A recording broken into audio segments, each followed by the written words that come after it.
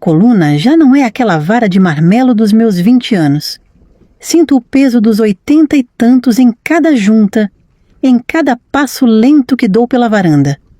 Mas os olhos... os olhos ainda guardam as cores daquele tempo, um tempo que parece tão distante, quase uma outra vida. Meu Deus do céu, como a gente muda e como o tempo passa, não é mesmo? Tudo aconteceu lá pelos idos de 1950 e poucos. Mais que educação a minha, acabei esquecendo de me apresentar. Me chamo Zeneide, mas os mais chegados me chamam de Neide. Nascemos e crescemos em um sítio pequeno, poeirento na seca e um lamaçal nas chuvas.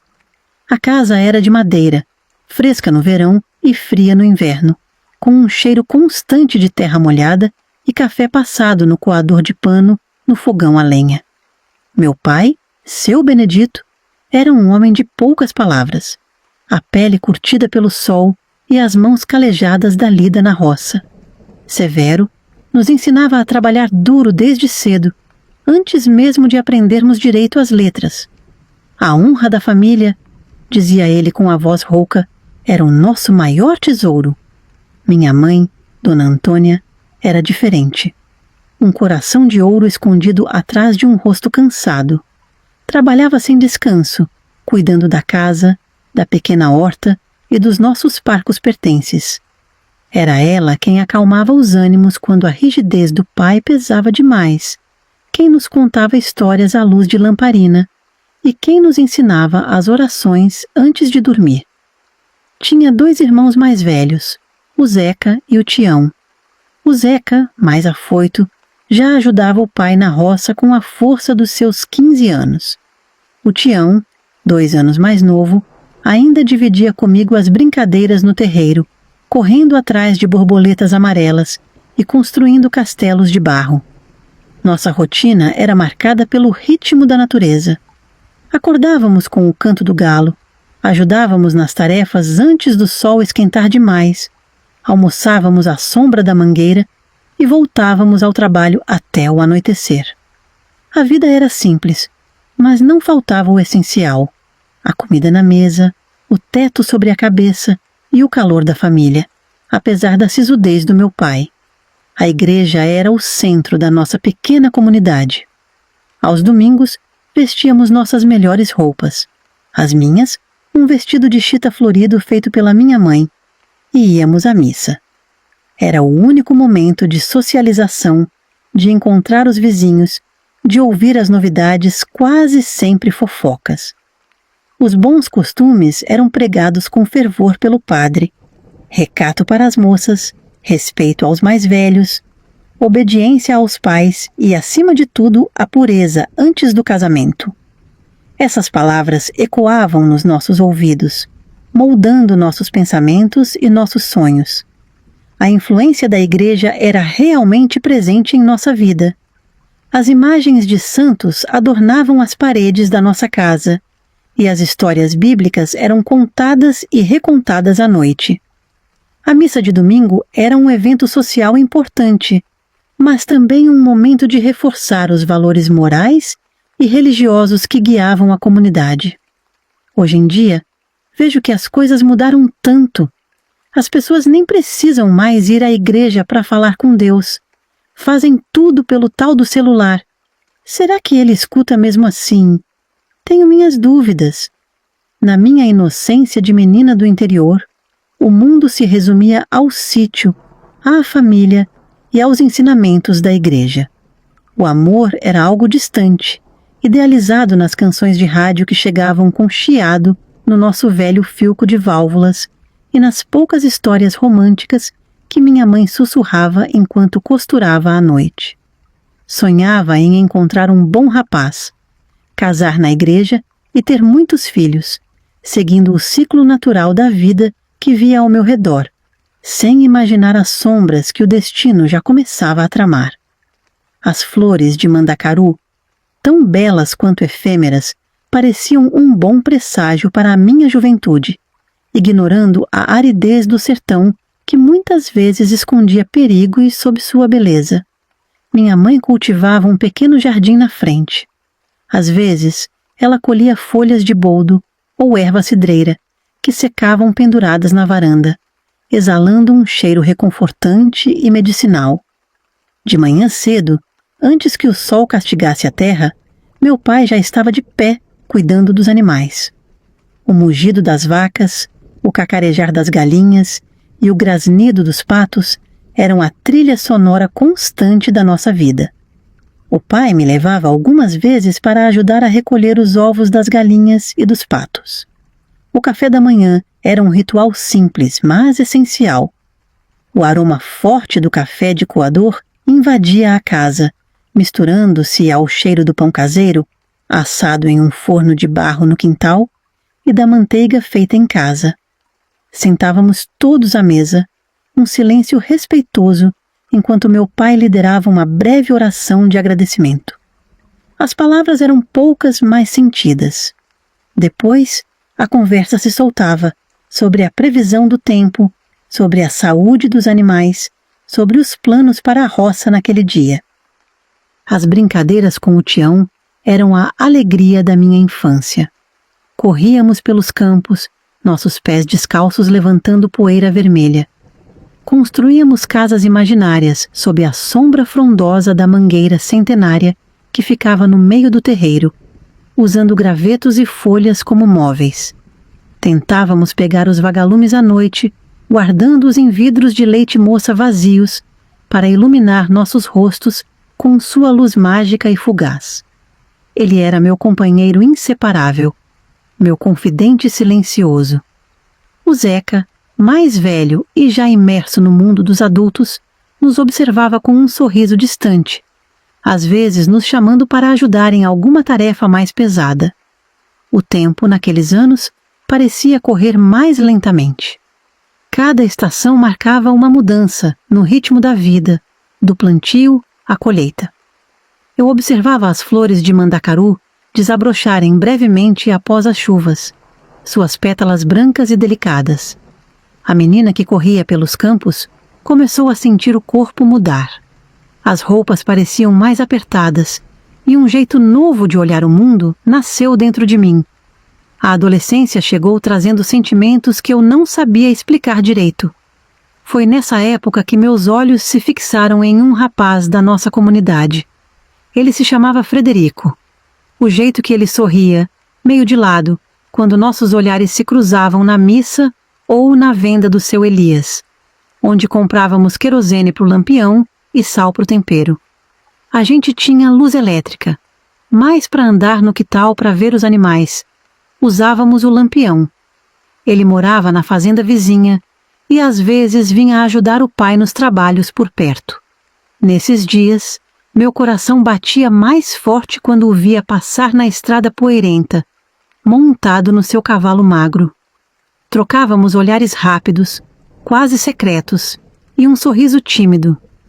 Foram esses olhares e uns poucos acenos de cabeça que plantaram uma semente diferente dentro de mim, uma curiosidade que ia além das brincadeiras com o Tião e das histórias da minha mãe. Começamos a conversar em alguns encontros casuais. Na festa da colheita, ele me ofereceu um pedaço de bolo de mandioca e nossos dedos se tocaram por um instante. Senti um arrepio percorrer meu corpo, uma sensação estranha e ao mesmo tempo agradável. Depois disso, os encontros se tornaram mais frequentes, quase que por acaso, perto do rio que cortava as nossas propriedades ou no caminho para a igreja. As palavras eram poucas no começo, sobre o tempo, sobre a lavoura, mas aos poucos a conversa se soltou e descobrimos que gostávamos das mesmas músicas do Nelson Gonçalves e das mesmas histórias. A atração cresceu em segredo. Sabíamos que nossos pais não aprovariam uma aproximação tão rápida. Então, nossos encontros eram furtivos, longe dos olhos vigilantes da família e da comunidade. Marcávamos de nos encontrar perto da mangueira grande que ficava na divisa das nossas terras. Um lugar fresco e sombreado, onde podíamos conversar sem sermos vistos. Ali, sob a sombra daquela árvore antiga, trocamos os primeiros segredos, os primeiros sonhos e as primeiras promessas um ao outro. Ele falava do desejo de um dia ter sua própria terra, de construir uma casa e de ter uma família. Eu ouvia tudo com o coração cheio, imaginando se eu faria parte daqueles planos. As mãos se encontraram, os abraços se tornaram mais demorados e um dia, timidamente, nos beijamos. Foi um beijo rápido, quase um susto, mas que deixou uma marca profunda em mim. Naquela época, as moças como eu não tinham nenhuma informação sobre essas coisas. Ninguém nos ensinava sobre o corpo, sobre como ele funcionava, sobre o que podia acontecer entre um homem e uma mulher. As poucas conversas que ouvia eram sussurros cheios de pudor, avisos vagos sobre os perigos de se entregar. A palavra sexo nunca era pronunciada abertamente. Contracepção era algo que nem sequer existia no nosso vocabulário. Vivíamos numa bolha de inocência perigosa, guiados apenas pelos nossos instintos e pela curiosidade natural, sem saber os riscos que corríamos. Na verdade, a gente nem sabia bem o que estava fazendo. Vocês de hoje têm tudo na ponta dos dedos nessas internets da vida, não é mesmo? No meu tempo, a gente aprendia tudo na marra, no susto e principalmente na prática. A intensidade daqueles primeiros sentimentos era avassaladora. Eu me sentia nas nuvens quando estava com ele, e a saudade apertava o peito quando nos separávamos. Mas junto com a alegria, havia também a apreensão constante de sermos descobertos. O medo do que meus pais diriam, da vergonha que cairia sobre a minha família, me assombrava nos momentos de solidão. Mesmo assim, a força daquele primeiro amor parecia maior que qualquer receio, e eu me entregava a cada encontro com a esperança de um futuro feliz. Nós nos entregamos completamente à paixão. As semanas foram passando depois daqueles encontros sob a mangueira, e uma sensação estranha começou a se instalar em meu corpo. No começo, não dei muita importância. Um mal-estar pela manhã, um cansaço que não passava mesmo depois de uma noite de sono, coisas que eu atribuía ao calor ou a alguma comida que não tinha caído bem. Mas com o tempo, os enjoos se tornaram mais frequentes e meu corpo parecia diferente, mais pesado, com uma sensibilidade nos seios que eu nunca tinha sentido antes. A menstruação, que sempre foi tão regular na minha vida, atrasou.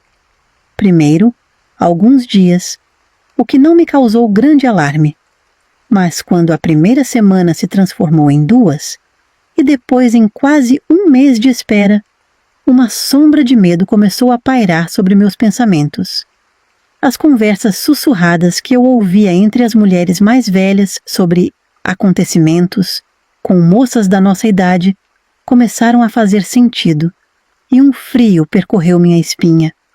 A suspeita cresceu como uma erva daninha no meu coração, alimentada pela minha ignorância e pelo silêncio que cercava esses assuntos.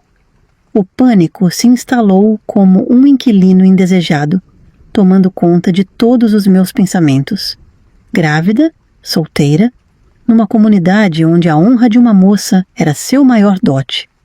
A vergonha que cairia sobre minha família, a decepção dos meus pais, o que diriam os vizinhos. A perspectiva era aterradora. O desespero me sufocava e eu me sentia completamente sozinha, com medo da reação do Frederico. Eu precisava contar para ele, mas a coragem me faltava. E se ele negasse, dizendo que eu era moça leviana? E se ele me abandonasse à própria sorte? Mas não tinha outro jeito senão contar. E contei para Frederico num fim de tarde. Minhas mãos tremiam, minha voz mal saía, mas eu precisava dizer. Quando a última palavra foi dita, ele abaixou a cabeça e ficou em silêncio. O medo apertou meu peito. Mas então, devagar, ele levantou o rosto, me olhou nos olhos e disse com firmeza: "Hoje à noite vou até sua casa. Antes que essa barriga cresça, a gente casa. Eu vou pedir sua mão em casamento. Foi como se o ar voltasse aos meus pulmões. Um alívio doce misturado à incerteza do que viria. O medo ainda estava ali, mas o amor que eu via nos olhos dele me deu coragem. À noite, a família dele veio junto. O pai, um homem de voz firme e postura séria. A mãe, de rosto bondoso, um irmão mais velho e uma moça, a irmã dele, que parecia ainda mais nervosa que eu. Sentaram-se na sala de casa, sob o olhar severo do meu pai. E por um instante o silêncio pesou como chumbo. Frederico pigarreou, tomou fôlego e falou: "Vim pedir a mão da sua filha em casamento, seu Benedito." A sala ficou imóvel. O olhar do meu pai demorou nele, depois em mim. Minha mãe, num canto, torcia o avental entre os dedos. O Zeca e o Tião se mantinham calados, atentos. Então, depois do que pareceu uma eternidade, meu pai soltou um suspiro cansado. "Pois bem, mas minha filha quer, rapaz." Como já disse, minha família já conhecia a dele, principalmente das missas. Mas eu nunca tinha falado com eles. Todos olharam para mim, e eu não consegui falar nada.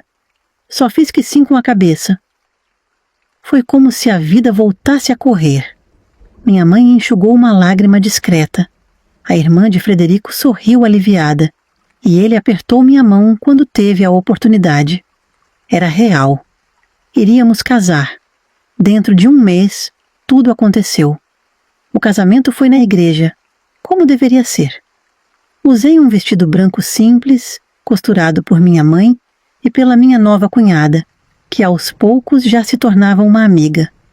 O véu caía leve sobre meus ombros, e quando olhei para Frederico, de terno emprestado e olhar brilhando, soube que estava exatamente onde deveria estar.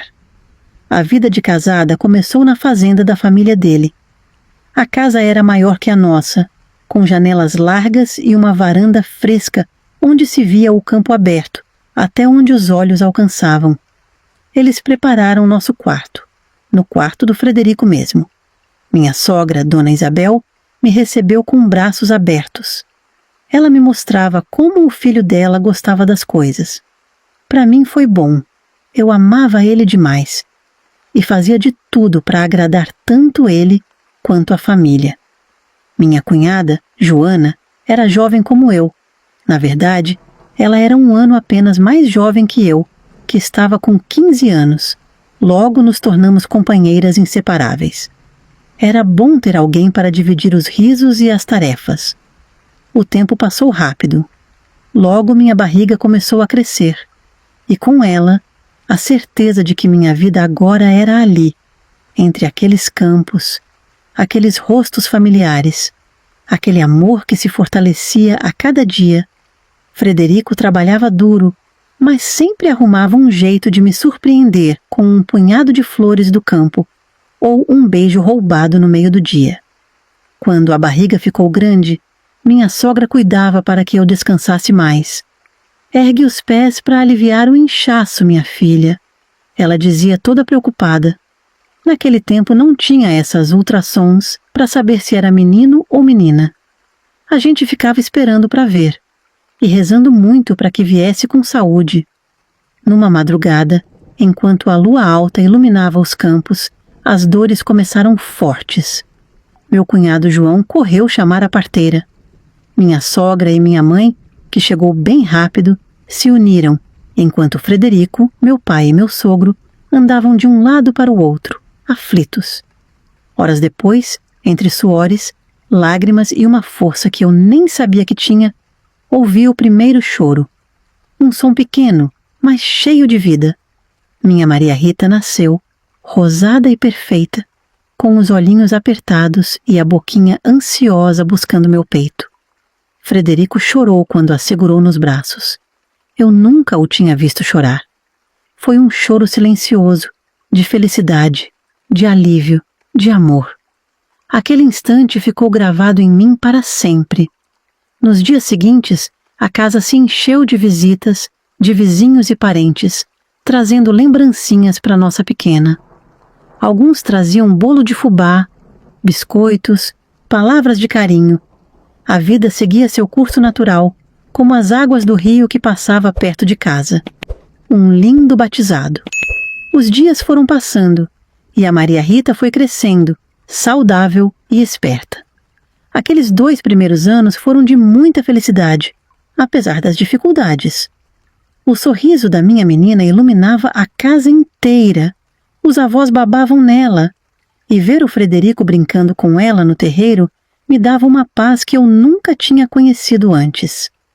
Meu sonho de vida tinha se realizado. A vida era simples, mas completa. Mas, como dizem os antigos, Deus dá o açúcar, mas também dá o fel. Quando minha pequena completou 2 anos e meio, veio a tragédia que mudou tudo. Era uma tarde como outra qualquer. Frederico tinha ido com os outros homens cuidar do gado nas terras mais distantes da fazenda. O céu estava carregado, ameaçando chuva, mas nada que parecesse perigoso. De repente, ouvimos gritos, cavalos chegando a galope. Meu coração apertou na mesma hora. Quando saí correndo para a varanda, vi meu cunhado desmontando do cavalo, o rosto pálido, os olhos vermelhos. Não precisou falar nada. Eu já sabia. Um boi bravo, cunhada. Não teve jeito. Foi como se o mundo desabasse. Não ouvi mais nada, não senti mais nada. Meu marido, meu amor, tinha partido, tão jovem. Um vazio tomou conta de mim. Não sei como não caí ali mesmo. O velório foi na sala de casa. Colocaram o caixão sobre 2 cavaletes, cobriram com um pano branco bordado. As velas tremulavam, lançando sombras nas paredes. O cheiro das flores se misturava com o cheiro de café forte que as mulheres serviam para quem chegava. E chegava tanta gente. Todo mundo gostava do Frederico. Eu estava como uma alma penada, andando sem direção. A Maria Rita, pequena demais para entender, chorava por ver todos tristes. Minha sogra, com o rosto marcado pelo sofrimento, segurava minha mão com força. É a vontade de Deus, as pessoas diziam para me consolar. Mas que Deus era esse que tirava um pai de uma criança tão pequena? Um homem de valor não devia morrer nunca. Que futuro me esperava agora? O enterro foi no cemitério da cidade. Um lugar simples, com cruzes de madeira e algumas lápides de pedra. O padre, aquele que nos casou, batizou nossa princesa. Agora estava ali, dizendo palavras bonitas sobre a vida curta, mas digna do meu marido. Jogaram terra sobre o caixão, e com cada punhado, um pedaço do meu coração ia sendo enterrado também. Os dias seguintes foram um pesadelo em câmera lenta. A casa que antes era cheia de risos, agora parecia um túmulo.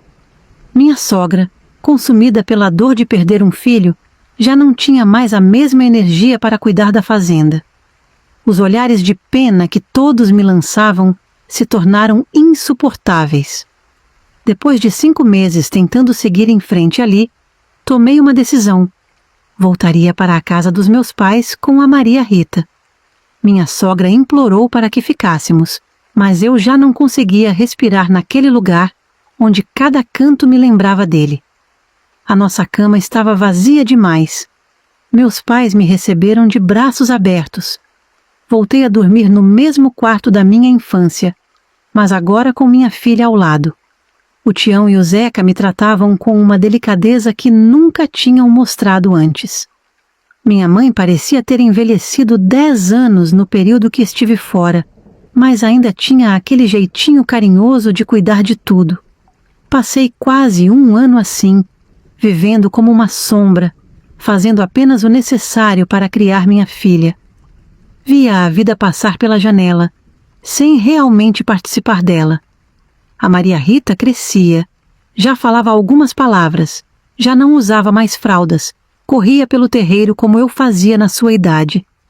Mas eu, dentro de mim, ainda estava no dia do enterro. Foi quando a Maria Rita completou 4 anos que meu pai veio com a notícia. Havia um professor da cidade, recém-chegado da capital, para dar aulas na faculdade. Era viúvo, 2 filhos já adultos que moravam com a avó deles. Um homem respeitado. Tinha conhecido meu pai na venda do seu Elias e manifestado interesse em conhecer a filha viúva dele. Filha, você não pode ficar assim pro resto da vida. É uma moça ainda bonita. E esse homem é instruído, tem posição. Vai dar um futuro melhor para você e para a menina. Meu pai arranjou tudo, sem me perguntar nada. A ideia de outro homem me causava repulsa. O professor Augusto veio jantar em casa num domingo. Um homem alto, de cabelos grisalhos, óculos de armação dourada. Falava bonito, contava histórias da capital. Tinha 51 anos. 32 a mais que eu. Mal olhou para mim durante toda a visita, conversou apenas com meu pai. A Maria Rita se escondeu atrás das minhas saias o tempo todo, assustada com aquele estranho. Nunca ficamos sozinhos, nunca tive a chance de conhecer ele de verdade. Mas 2 semanas depois, meu pai anunciou que o casamento seria no próximo mês. Tudo estava acertado. O casamento foi na igreja, mas sem festa, sem alegria. Vesti um vestido azul claro, simples. Não havia amor, não havia sonhos. Apenas a obrigação e a esperança de dar uma vida melhor para a minha filha.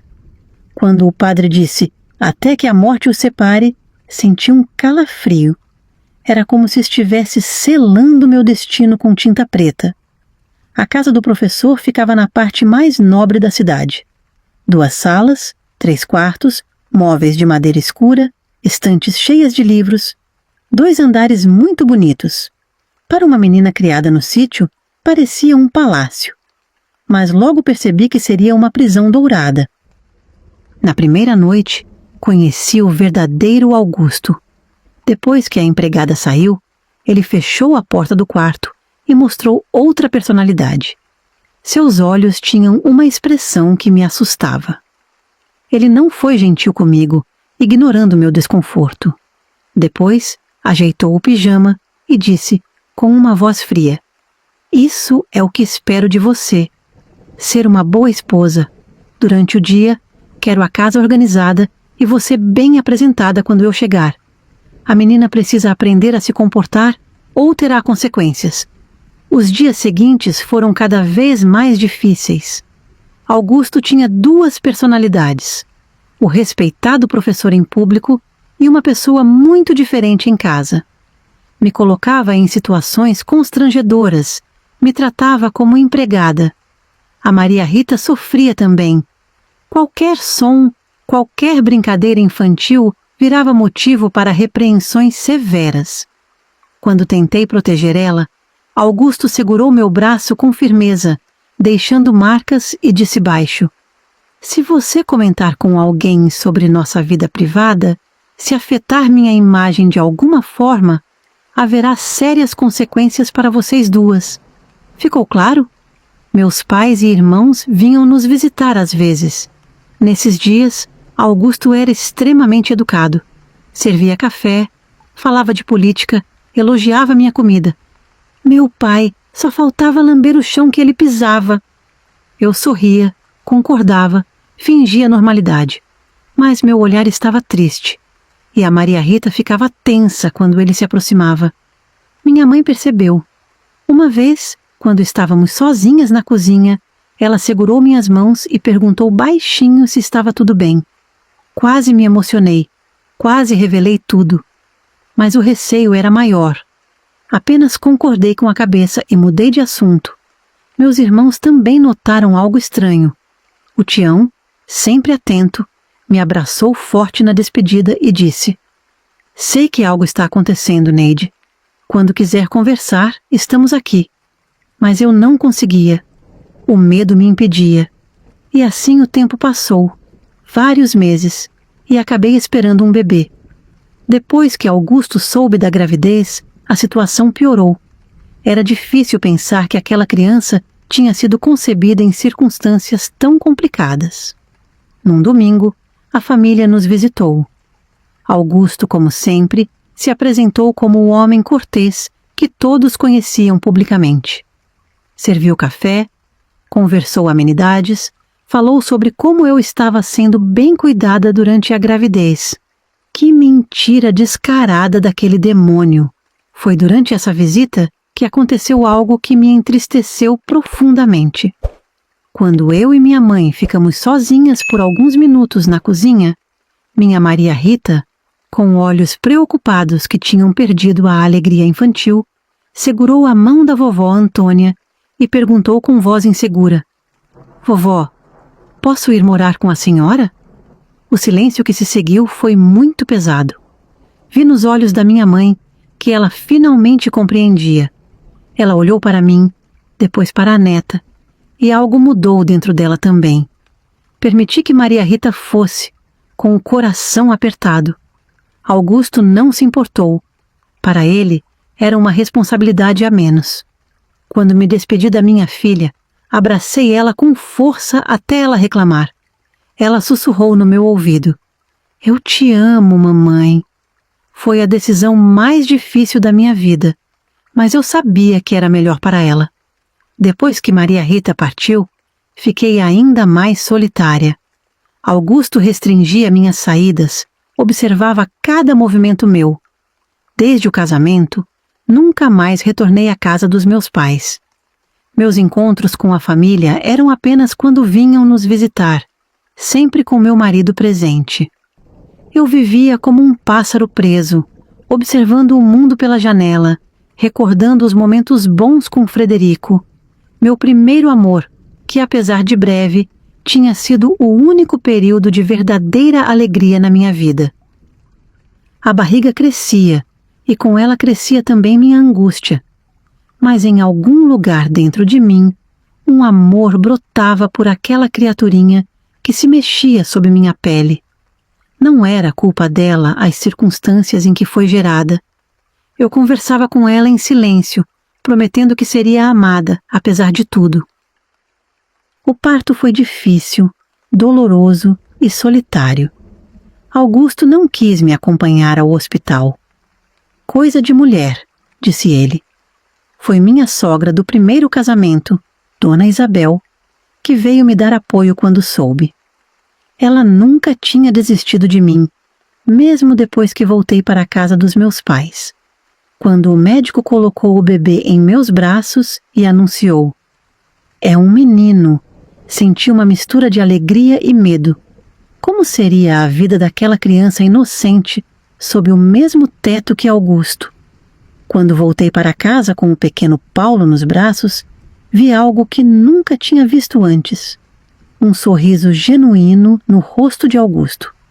Ele olhou para o bebê, depois para mim, e disse: "Obrigado por ter me dado um varão." Foi a única vez que o ouvi agradecer por algo. Naquele momento fugaz, pensei que talvez as coisas pudessem mudar. Que ingenuidade a minha! O interesse de Augusto pelo filho durou apenas aquele dia. Nos dias seguintes, mal passava perto do bebê. Quando Paulo chorava à noite, resmungava irritado e me mandava calar aquela criança. Mas para mim, Paulo era um presente, uma luz no meio daquela escuridão.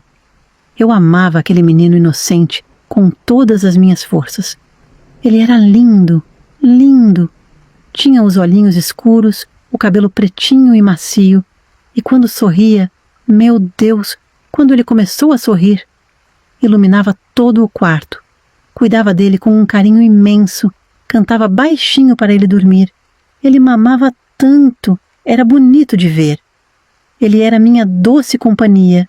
Eu contava histórias mesmo quando ele era pequeno demais para entender. Paulo se tornou minha razão de viver. Quando estava sozinha com ele, sentia uma paz que há muito não conhecia. Beijava suas mãozinhas, seus pezinhos, respirava o cheirinho de talco e me permitia sonhar com um futuro diferente. Talvez um dia, eu pensava, encontraria coragem para sair daquela casa, para dar uma vida melhor para meu filho e buscar minha Maria Rita de volta. Mas por enquanto, vivia um dia de cada vez, encontrando força para suportar os abusos de Augusto, que não me perdoava nem o meu resguardo. Fazia comigo tudo e um pouco mais. Se eu comia uma fatia do bolo de fubá que Dona Teresa, nossa empregada, preparava com tanto carinho, ele resmungava que eu ia ficar gorda e nojenta, que homem nenhum iria me querer depois, como se isso me importasse. Se eu passava um pouco mais de tempo com o Paulo, ninando ou contando histórias que inventava na hora, me acusava de negligenciar as tarefas da casa. Era uma vigilância constante, um controle que sufocava. Até mesmo o banho, eu não podia trancar a porta, ele entrava a cada passo. Dona Teresa vinha 3 vezes por semana para cuidar da casa que era grande demais para uma pessoa só dar conta.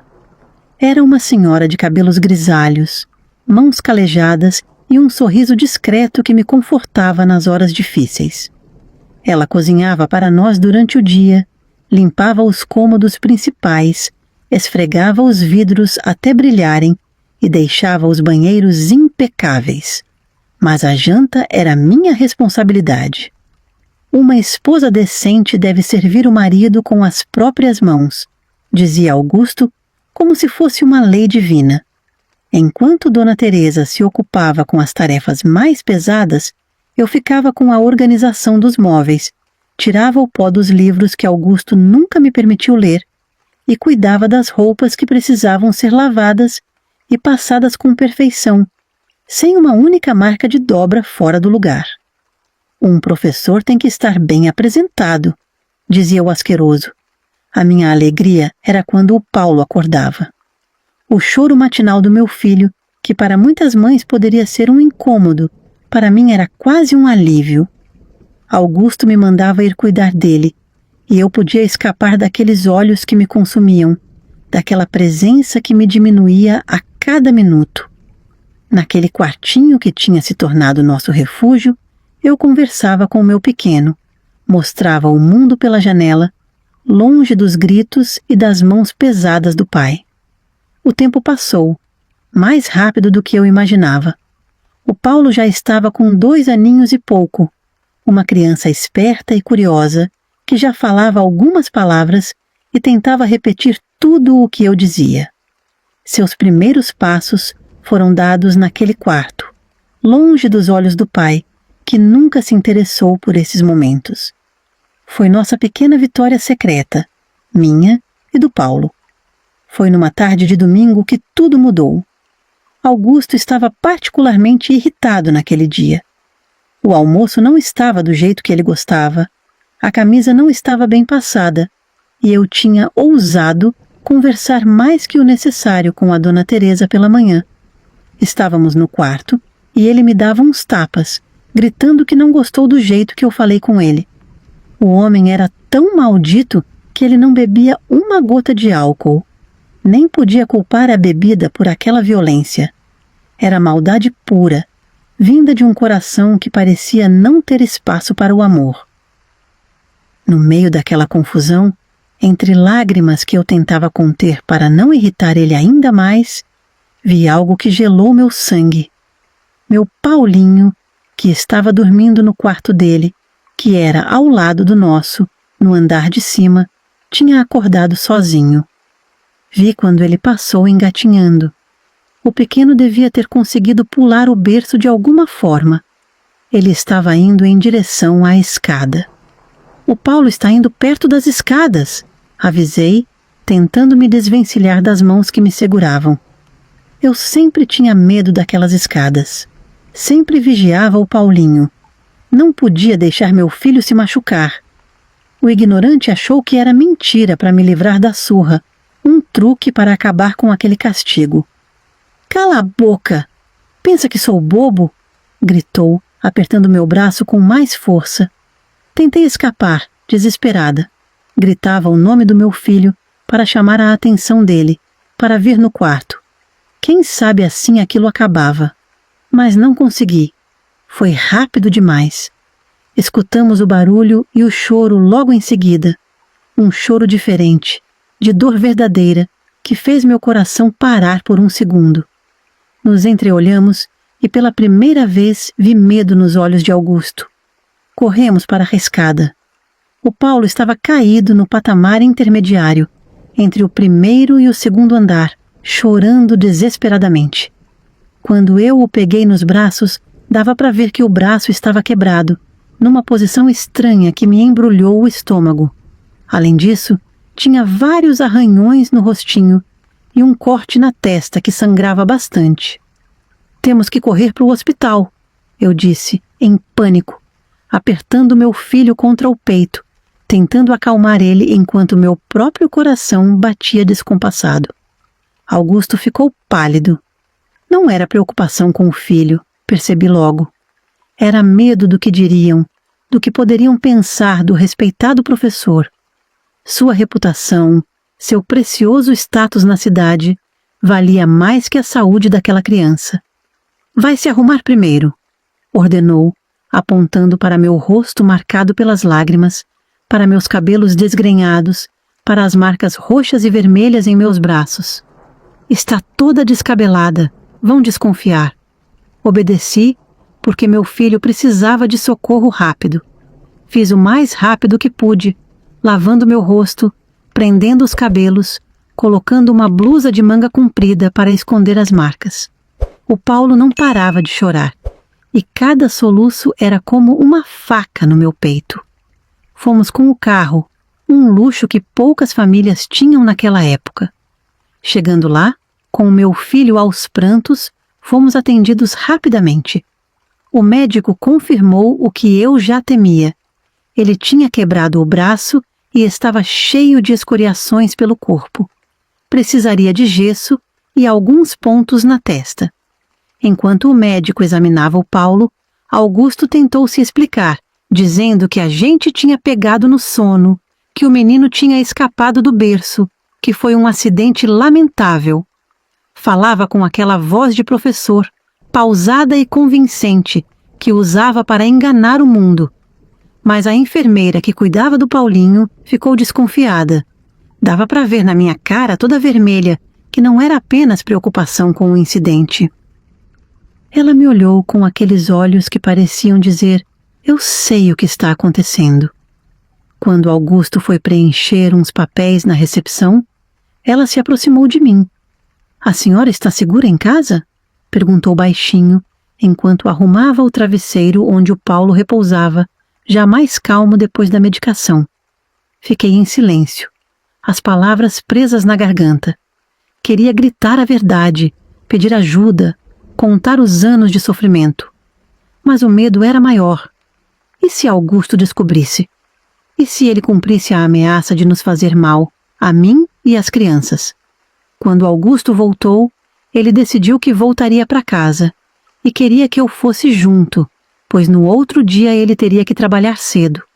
Então, eu me alterei, implorando para ele deixar eu passar a noite ali, junto do meu filhinho machucado. O hospital tinha aquelas cadeiras desconfortáveis para as mães, mas eu preferia 1000 vezes aquilo do que voltar para casa com ele. As lágrimas escorriam pelo meu rosto enquanto eu pedia baixinho, com medo que alguém ouvisse nossa conversa. Augusto, por favor, deixe eu ficar com o Paulo. Ele está assustado, está com dor. Quando ele acordar, vai precisar da mãe dele aqui. E quem vai preparar minhas coisas para amanhã? As aulas começam cedo, ele reclamou, franzindo a testa. Mas ele estava envergonhado, isso dava para notar. Os olhos dele corriam pelo corredor, vendo se alguém observava. O respeitado professor não podia dar um show ali, no meio do hospital. Já estavam olhando torto para ele, principalmente depois que o médico fez tantas perguntas sobre como tinha acontecido o acidente. Não sei se por medo do escândalo ou se por cansaço, ele acabou cedendo a um pedido meu pela primeira vez. Vou deixar você ficar, mas amanhã, depois da minha aula, venho buscar vocês. E nada de ficar falando demais com essas enfermeiras. Depois que ele saiu, foi como se um peso tivesse saído das minhas costas. Respirei fundo, olhando para o meu Paulinho que estava adormecido na cama do hospital, o bracinho engessado parecendo tão grande naquele corpinho pequeno, a testa com os pontos cobertos por um curativo. Não consegui segurar as lágrimas, que desciam silenciosas enquanto eu segurava a mãozinha dele. Meu filho podia ter morrido, por minha culpa, por minha covardia, por eu não ter tido coragem de sair daquele inferno antes. Foi então que a enfermeira entrou no quarto, aquela que tinha me olhado com desconfiança antes. Ela veio checar os sinais vitais do Paulo, ajeitou o soro e, quando terminou, sentou na beirada da cama e segurou minha mão com firmeza. Tinha um olhar tão diferente do que eu estava acostumada a ver. Não era pena, nem desprezo. Era compreensão. Meu nome é Maristela, ela disse. E a senhora precisa conversar com alguém. Baixei os olhos, as mãos tremendo. Tanto tempo guardando aquele segredo, tanto medo, tanta vergonha. Mas naquele momento, com meu filho machucado na minha frente, algo se quebrou dentro de mim. Comecei a falar. Primeiro baixinho, depois as palavras foram saindo como água de uma represa que estoura. Contei tudo. Os abusos, as surras, as humilhações, como eu tinha sido forçada a me casar, como eu tinha mandado minha Maria Rita para longe só para proteger ela, como eu vivia com medo, todos os dias, a cada minuto, como eu não sabia o que fazer. Maristela chorava tanto quanto eu, enquanto ouvia a história. Ela não era muito mais velha que eu, devia ter seus 30 e poucos anos. Me contou que também era mãe de 2 crianças. Zeneide. Ela disse meu nome com um carinho que há muito eu não ouvia. O que aconteceu hoje não foi um acidente qualquer. Seu filho podia ter morrido naquela escada. Ela não poupou palavras, pegou bem pesado mesmo. E eu precisava ouvir aquilo para cair na realidade. Tinha vivido tanto tempo naquela névoa de medo e submissão que já nem enxergava mais o perigo real em que meus filhos e eu estávamos. Não era para o Paulo estar internado aqui no hospital hoje, mas sim no velório dele. É isso que você quer? Ver seu filho num caixãozinho branco?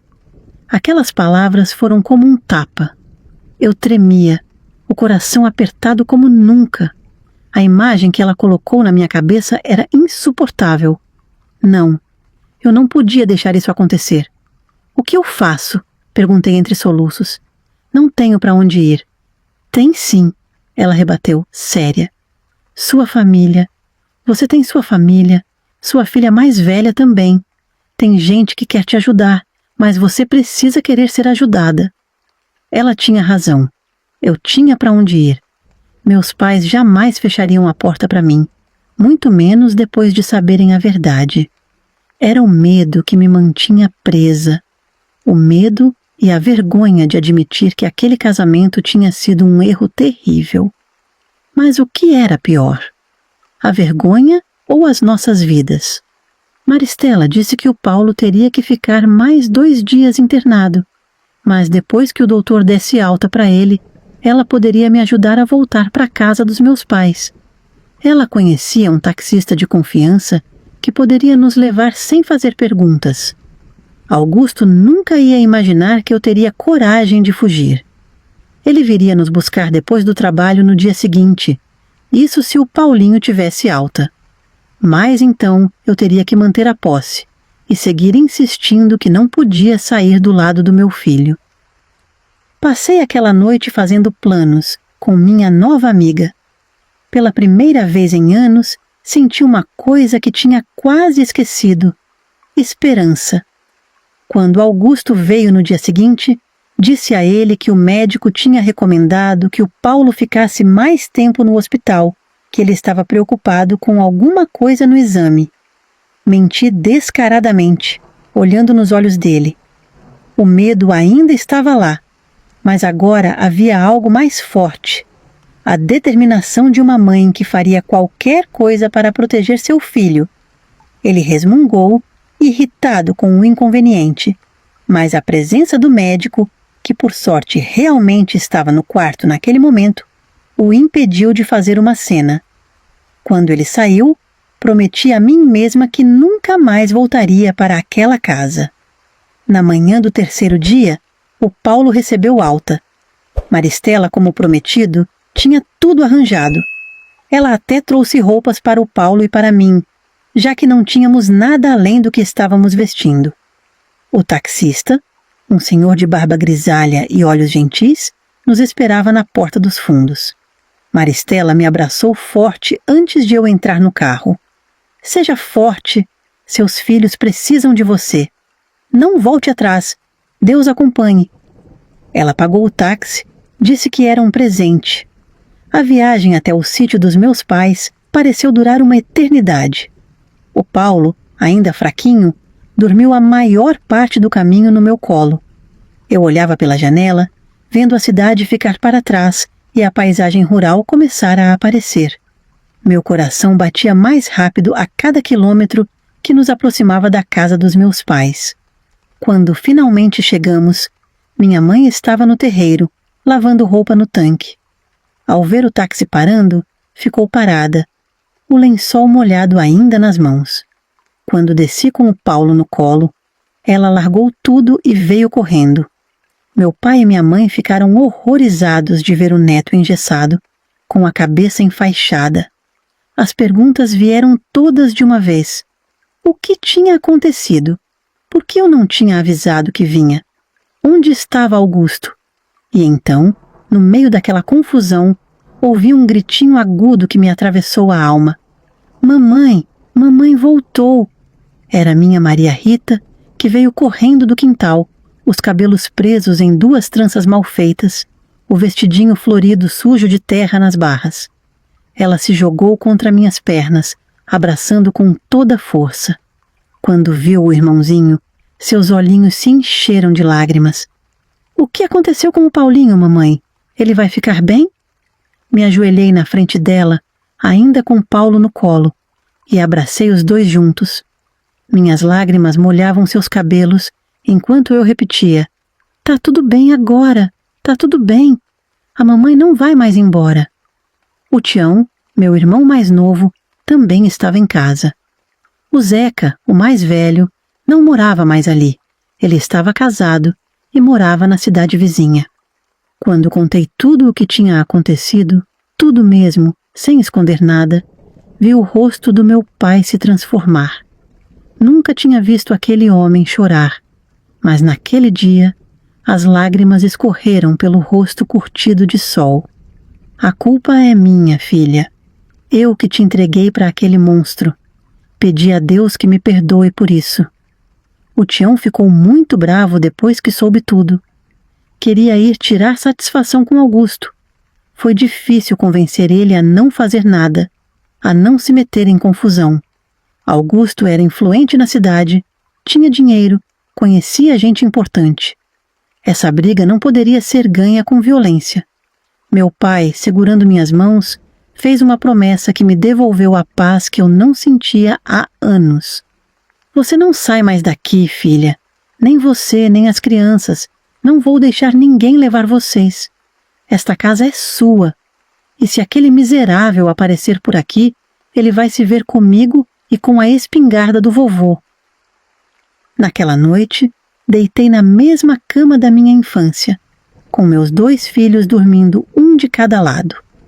A Maria Rita não desgrudou de mim nem um segundo, como se tivesse medo que eu desaparecesse de novo. O Paulo já estava esperto, brincou tanto com a irmã que capotou na cama, nem parecia que estava com o braço quebrado. Criança tem dessas coisas, né?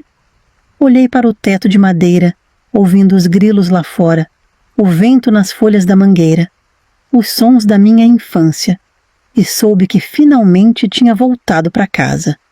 O dia amanheceu com um peso diferente. Mal consegui dormir direito. As crianças estavam tranquilas, finalmente seguras na casa dos meus pais, mas meu coração batia descompassado. Eu sabia que Augusto viria. Um homem como ele não aceitaria perder o controle tão facilmente. Neide, come alguma coisa, filha, minha mãe insistia, colocando na mesa um prato de cuscuz com leite, meu favorito desde criança. mas a garganta parecia fechada. Foi pouco depois das 10 da manhã que ouvimos o barulho do carro dele na estrada de terra. O ronco do motor denunciava sua chegada muito antes de podermos ver ele. Meu pai, que tinha decidido não ir ao trabalho naquele dia, trocou um olhar firme com meu irmão Tião. Os dois homens tinham passado a noite anterior conversando baixinho na varanda, planejando como me proteger caso isso acontecesse. Leva as crianças para o quarto dos fundos. Fica lá com sua mãe, ordenou meu pai, enquanto pegava a velha espingarda que pertencia ao meu avô. Não era homem violento, meu pai, mas naquele dia havia uma determinação em seus olhos que eu nunca tinha visto. Peguei o Paulo no colo, ainda com o braço engessado, e dei a mão para Maria Rita. Vamos brincar de esconde-esconde com a vovó, sussurrei, tentando manter a voz firme para não assustar eles, enquanto minha mãe já nos conduzia para o cômodo mais afastado da casa. Pela fresta da janela, vi quando o carro parou. Augusto desceu devagar, sem a postura arrogante de sempre. Estava usando aquela camisa azul clara que ele sempre vestia quando queria parecer um homem sensível nas reuniões da faculdade. Sua tática era óbvia para mim. Viria manso, arrependido, para tentar me levar de volta. Meu pai e Tião o esperavam no terreiro.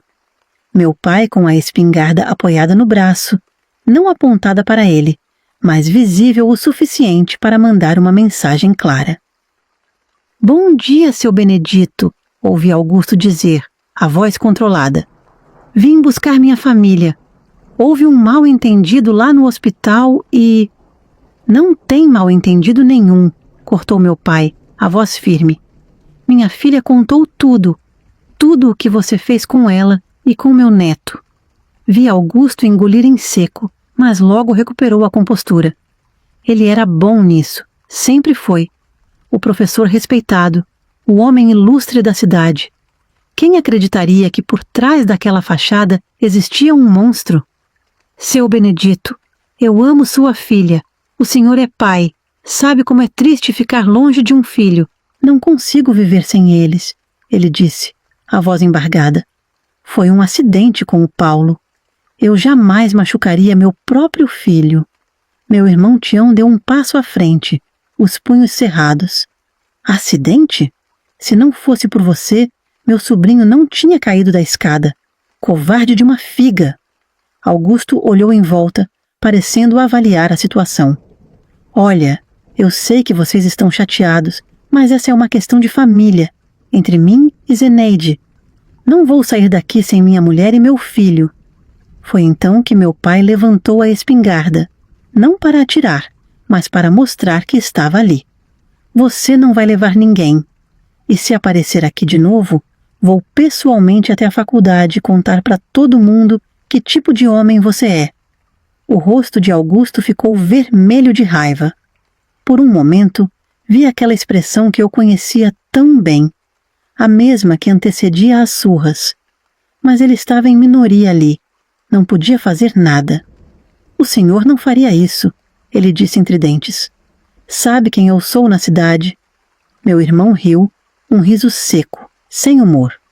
Sabemos muito bem quem você é, e a cidade inteira vai saber também. Paga para ver. Vi o medo nos olhos dele. Sua reputação, seu precioso status. Era tudo o que importava para ele. Mais do que eu, mais do que o filho. Isso não vai ficar assim, ele disse por fim, entrando novamente no carro. Ela é minha mulher. Eu tenho meus direitos. Depois que o carro sumiu na estrada, continuei escondida com as crianças. O medo estava entranhado em mim, como um veneno que não sai facilmente do corpo. Nos dias seguintes, mal conseguia sair de casa. Cada barulho me fazia pular. Cada carro que passava na estrada me deixava de coração acelerado. Passaram 4 meses assim. Augusto não voltou, mas sua sombra ainda pairava sobre nós. Eu vivia dentro de casa, com medo de cruzar com ele na cidade. Meu pai e meu irmão se revezavam para me acompanhar quando eu precisava sair. O braço do Paulo sarou, mas os pesadelos continuaram, tanto os dele quanto os meus.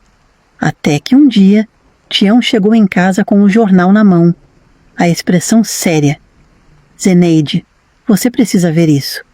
A manchete era clara. Renomado professor é preso por estupro de aluna. A foto de Augusto, sendo levado pela polícia, ocupava metade da primeira página. Minhas mãos tremeram enquanto eu lia os detalhes.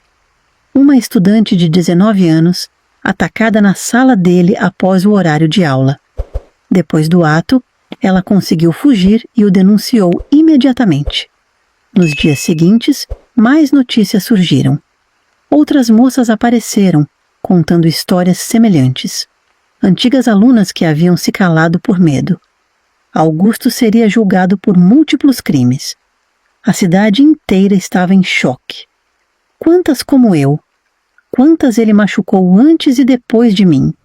Soube por um conhecido que Augusto estava preso no presídio estadual, a mesma prisão onde acabou o sobrinho do seu Geraldo, nosso vizinho, que tinha se envolvido com drogas. Era um lugar conhecido por suas condições desumanas. Celas superlotadas, onde dezenas de homens dividiam espaços feitos para abrigar menos da metade. Sem ventilação adequada, o calor era insuportável no verão. Violência constante, tanto dos guardas quanto entre os próprios presos. Seu Geraldo havia me contado que, quando visitou o sobrinho, ficou horrorizado com o cheiro de urina e fezes que impregnavam o lugar. Presos dormiam no chão, sem colchões. Doenças se espalhavam facilmente: tuberculose, hepatite, sarna. A comida era escassa e muitas vezes estragada. Ratos e baratas eram habitantes comuns. O pior, segundo ele, era a hierarquia entre os presos. Os novatos, especialmente os que chegavam por crimes como os de Augusto, eram os que mais sofriam. Eram subjugados, humilhados. Diziam que viravam mulherzinhas dos outros presos. Alguns não resistiam às primeiras semanas. Não senti pena, não conseguia. Depois de tudo o que ele fez comigo, com meu filho, com tantas outras mulheres, era como se finalmente a justiça estivesse sendo feita. Quando o julgamento finalmente aconteceu, não fui. Não queria ver o rosto dele novamente. Soube pelos jornais que ele foi condenado a muitos anos de prisão, tantos que provavelmente nunca mais sairia de lá. Só então comecei a realmente respirar. A sombra de Augusto foi se dissipando aos poucos. Voltei a sair de casa sem medo. Menos de 1 ano depois da condenação de Augusto, recebi uma visita estranha. Era o advogado dele, um homem de voz pesada e tom sério. Pensei que fosse alguma tentativa de Augusto de me atormentar novamente. Talvez um recurso ou alguma manobra legal. Mas a notícia que veio era outra. Senhora Zeneide, ele disse. Lamento informar que o senhor Augusto faleceu ontem à noite, no presídio estadual. Fiquei em silêncio por alguns segundos, tentando processar aquela informação. A mãe chocada ao meu lado. Morto. Augusto estava morto. Deveria sentir algum alívio? Tristeza? Não sabia o que sentir. Como aconteceu? Perguntei, mais por reflexo do que por interesse real. O advogado hesitou. Houve um incidente na cela. Os detalhes não são agradáveis, senhora. Depois, soube a verdade por outros meios. Seu Laerte, que trabalhava como guarda no presídio, contou ao meu pai o que realmente aconteceu. Augusto havia sido morto pelos próprios companheiros de cela. Era sabido que estupradores não eram bem vistos na hierarquia da prisão. Alguns diziam que foi uma morte encomendada, outros que foi espontânea.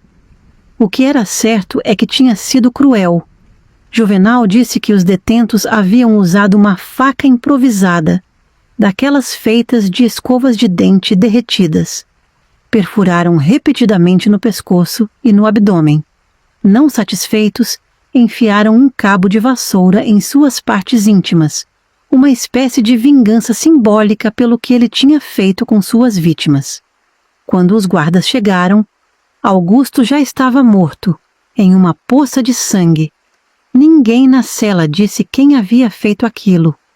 A notícia correu pela cidade toda. Alguns ficaram chocados com a brutalidade. Outros comentavam baixinho que tinha sido um fim merecido.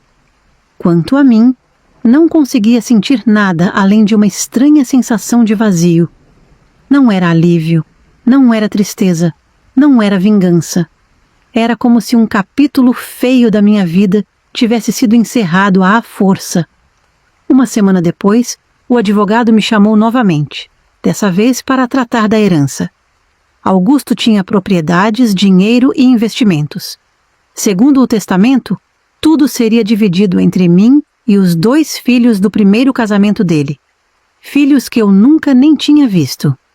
Ele manteve contato com eles? Perguntei ao advogado. Não, senhora. Augusto não via os filhos há mais de 15 anos. Abandonou eles quando ainda eram adolescentes. Foram criados pela avó materna. No dia da assinatura dos papéis, eu os conheci. Daniel e João. Ambos na casa dos 30, casados, com filhos. João tinha o mesmo olhar triste que eu tinha nos meus piores dias com Augusto. Daniel era a imagem do pai, fisicamente, mas tinha um jeito gentil que Augusto jamais possuiu. Você deve ser Zeneide, disse João quando me viu. Sinto muito pelo que você passou. Sabemos o que nosso pai fez com você, ele disse. Fez o mesmo com nossa mãe durante anos. Quando ela faleceu, ele sumiu das nossas vidas. Nunca mais voltou. Contaram que a mãe deles havia morrido de câncer. Eles haviam tentado retomar contato com o pai algumas vezes, mais por necessidade financeira do que por afeto. Tinham sido rejeitados todas as vezes. Não queremos nada que venha dele, disse João com raiva na voz. Mas meu filho está doente, precisa de tratamento caro. Não posso me dar ao luxo de recusar esse dinheiro agora. Daniel assentiu. Também não queria, mas preciso disso para dar um futuro melhor para minha família. Entendi bem o sentimento deles. O dinheiro de Augusto estava manchado por tudo o que ele havia feito. Mas talvez pudesse finalmente servir para algo bom, para ajudar pessoas que ele machucou. Com a minha parte da herança, que era bastante considerável, comprei um sítio vizinho ao dos meus pais. Uma propriedade bonita, com uma casa espaçosa e confortável, um pomar e até um pequeno lago. Algo que jamais poderia ter sonhado antes. Mudei para lá com Paulo e Maria Rita. Era perto o suficiente da cidade para que eu pudesse levar eles à escola, ao médico e tudo o que precisassem. Também era perto do hospital onde trabalhava Maristela, a enfermeira que havia me ajudado a escapar de Augusto. Aos poucos, fomos fortalecendo a nossa amizade. Primeiro com visitas ocasionais para agradecer, depois para tomar um café, conversar. Maristela se tornou minha melhor amiga. Ela tinha uma família abençoada. Os anos foram passando. As crianças foram crescendo. Joaquim, o filho de Maristela, estudava com Maria Rita. Haviam sido amigos durante toda a adolescência. Começaram a namorar sobre a nossa permissão. Você acha que é estranho? Me perguntou Maristela rindo, quando soubemos do namoro.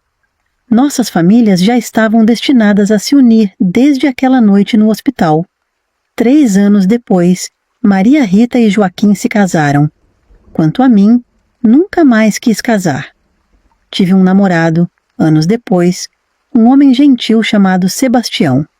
Ele era viúvo, pai de 3 filhos já crescidos. No começo, tudo parecia perfeito. Ele me tratava com carinho, trazia flores, me ajudava no sítio. Até que um dia, durante uma discussão boba sobre a cerca do pasto, ele levantou a voz de um jeito que me fez lembrar de Augusto. Você vai me obedecer, mulher! Ele berrou, o rosto vermelho. Não houve segunda chance. Mandei ele embora no mesmo dia. Aqui quem manda sou eu, disse firme. e ninguém ergue a voz para mim nunca mais. Frederico, meu primeiro amor, sempre ficou na minha memória como o único homem que realmente amei. Às vezes me pergunto como teria sido minha vida se aquela tragédia não tivesse acontecido. Mas o passado é o que é. Não dá para mudar. Hoje, aos 81 anos, tenho uma vida que jamais imaginei que teria. 5 netos maravilhosos, 3 do Paulo e 2 da Maria Rita. Já tenho 3 bisnetos também, que me enchem de alegria quando vêm me visitar. Quando eles posam aqui em casa, gostam de dormir na minha cama comigo. Comprei aquelas king size, sabe? Encostei na parede para eles não caírem. Moro sozinha no meu sítio, para desespero dos meus filhos, que vivem insistindo para que eu vá morar com um deles na cidade. Mãe, a senhora já não tem idade para ficar sozinha aqui, diz Paulo preocupado. Mas eu não estou sozinha, de jeito nenhum. Tenho minhas galinhas cacarejando pelo terreiro, meus cabritos que vêm comer na minha mão, e meus 3 cachorros fiéis que não me deixam um minuto. O Valente, um vira-lata caramelo que apareceu aqui ainda filhote, dorme sempre na porta do meu quarto, como se fosse meu guardião. A Pipoca, aquela branquinha de manchas pretas que o Paulo me trouxe quando ficou com dó dela no posto de gasolina, segue meus passos pela casa inteira. E tem o velho Sultão, um pastor alemão misturado que já está comigo há 12 anos, meio surdo, meio cego, mas ainda late quando alguém chega no portão. Tenho também meu jardim cheio de flores que eu mesma plantei uma por uma. Tenho meus livros espalhados pela mesinha da sala. Acredita que só aprendi a gostar de ler depois dos 60? Agora, não passo um dia sem folhear algumas páginas antes de dormir. Tenho minha TV antiga, onde assisto às novelas todas as tardes. E tenho este canal maravilhoso, Reflexões dos Avós, que virou minha companhia diária. Foi minha neta Clarice, filha do Paulo, quem me apresentou. Foi ela também quem me ajudou a enviar meu próprio relato para o canal. Sentou aqui comigo, paciente como só ela é. Vó, sua história precisa ser ouvida, ela disse, com aqueles olhos brilhando. Agora, enquanto preparo meu almoço ou lavo a louça do dia, fico ouvindo as histórias dos outros, algumas tão cabeludas que me surpreendem. E olha que eu já passei por muita coisa nessa vida, viu? Tenho meus vizinhos também, gente boa como a dona Jurema e o seu Zé do Pasto, que sempre dão um jeito de passar por aqui, fingindo que vieram pedir um pouco de coentro ou trazer um pedaço de bolo, mas eu sei que estão conferindo se está tudo bem com a velha aqui. E por fim, tenho a coisa mais importante sobre todas essas: Deus e minhas memórias, as boas que me fazem sorrir quando estou sozinha debaixo do pé de manga, e as ruins também, que já não doem tanto assim e me lembram do quanto sou forte. Todas elas, as doces e as amargas, fazem parte de quem eu sou hoje. Às vezes, quando a noite está quieta e o céu está cheio de estrelas, sento na varanda e penso em toda a jornada que me trouxe até aqui, no medo que senti, na coragem que encontrei, nas pessoas que me ajudaram. Penso em Maristela, minha comadre, que já se foi há 14 anos. Penso nos meus pais, que partiram felizes por me verem finalmente livre e feliz. A vida é feita de escolhas, algumas nossas, outras que fazem por nós. O importante é que no final encontremos paz com quem somos e com o caminho que percorremos. E paz é algo que nos faz dormir bem. Se você me ouviu até aqui, escreva nos comentários o seguinte: eu tenho Deus.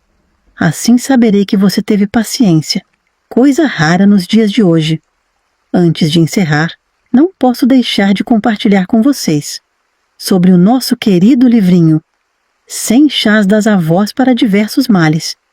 É um verdadeiro tesouro que o pessoal do canal preparou com tanto carinho e dedicação. São receitas que atravessaram gerações passadas de mãe para filha, de avó para neta. Tem remédio natural para tudo que você imaginar. Chá para quando a barriga não está bem, para espantar aquela gripe que insiste em chegar, para acalmar o coração agitado nas noites de preocupação, para trazer um sono tranquilo depois de um dia difícil. Tudo com ervas e ingredientes que a natureza nos deu, do jeitinho que aprendi com minha mãe. O carinho que puseram em cada página é coisa de emocionar uma velha como eu. Cada erva tem sua ilustração, cada preparo explicado com paciência, os benefícios todos detalhados. Quando você adquire o livrinho, além de guardar um pedaço desse conhecimento antigo que não podemos deixar se perder, você também está apoiando o canal a continuar contando histórias como a minha. Se interessou? É só clicar no primeiro link fixado no comentário logo abaixo. Que Deus proteja você e todos os seus, minha filha.